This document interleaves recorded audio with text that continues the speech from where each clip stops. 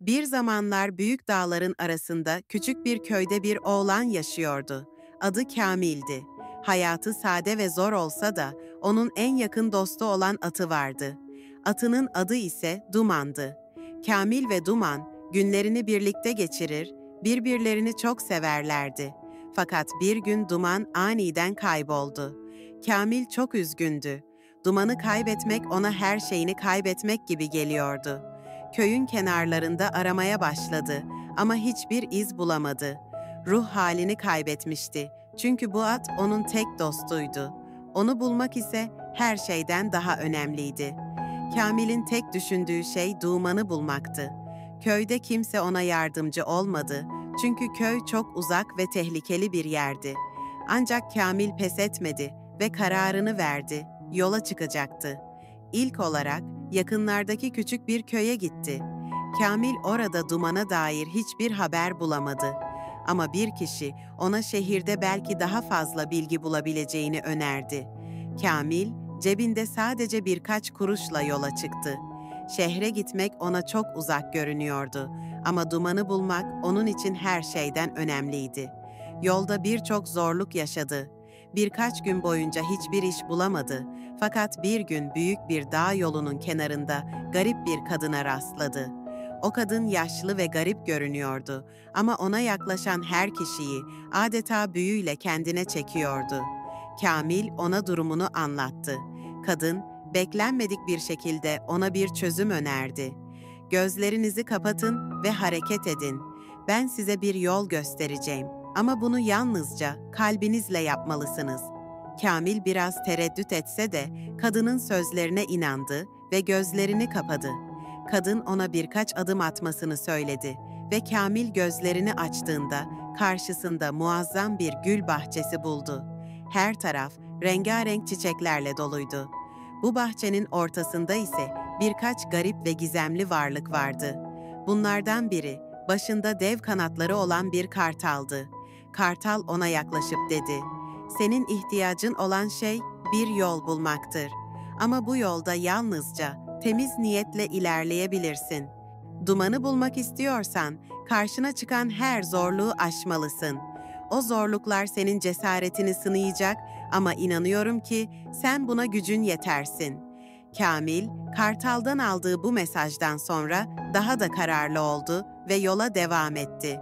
Kadının verdiği ipuçlarını takip ederek birkaç başka köye gitti. Her köyde farklı insanlar, garip olaylar ve tabii ki yeni dostlar edindi. Birinde gözleriyle insanları okuyan bir astrolog kadınla karşılaştı. Başka birinde ise tüm köyü koruyan dev bir köpeğin liderliğindeki bir grup buldu.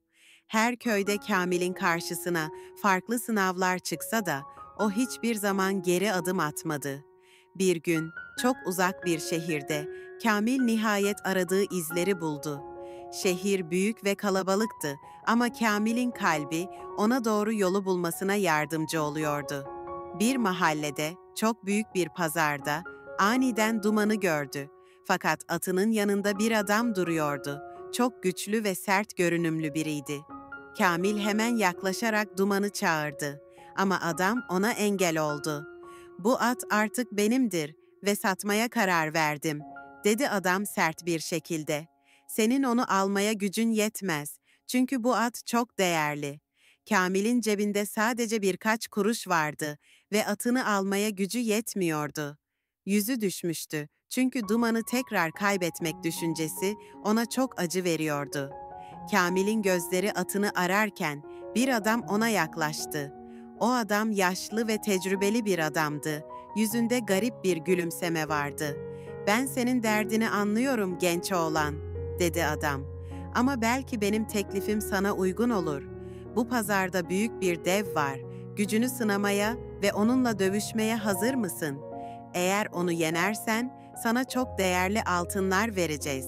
O altınlarla Duman'ı alabilirsin." Kamil'in kalbi birden hızla atmaya başladı. Devle dövüşmek çok zor ve korkutucu bir şeydi ama başka bir çıkış yolu görmüyordu. Kamil hemen kabul etti. "Hazırım," dedi, gözlerinde kararlılık ve cesaretle. Ona devin yaşadığı yerin pazarın kenarındaki büyük dağda olduğunu söylediler. Kamil hemen yola çıktı. Yolda giderken devin adı ve korkunç ünü hakkında efsaneler duydu. Ama o geri adım atmadı. Yola çıkarken onu takip eden adam ona birkaç tavsiyede bulundu. Devle karşılaştığında yalnızca gücünle değil, akılla dövüşmelisin. Onun tuzaklarına düşme ve kalbinde korkuya yer verme. Kamil bu sözleri kalbinde taşıyarak devin yuvasına ulaştı. Büyük dev onu bekliyordu. Devasa ve korkunç görünen devin vücut yapısı dağ kadar büyüktü. Kamil bir an tereddüt etti ama dev ona yaklaşıp dedi, "Sen de benimle dövüşmek ister misin? Bunu düşündün mü?" Kamil korkusunu içinde boğarak cevap verdi. "Ben bu dövüşü kazanacağım ve dumanımı geri alacağım." Dövüş başladı. Devin büyük elleriyle Kamil'e darbeler indiriyordu. Ama Kamil çevik hareketleriyle devin saldırılarından kaçıyor ve darbelerini başarıyla savuşturuyordu.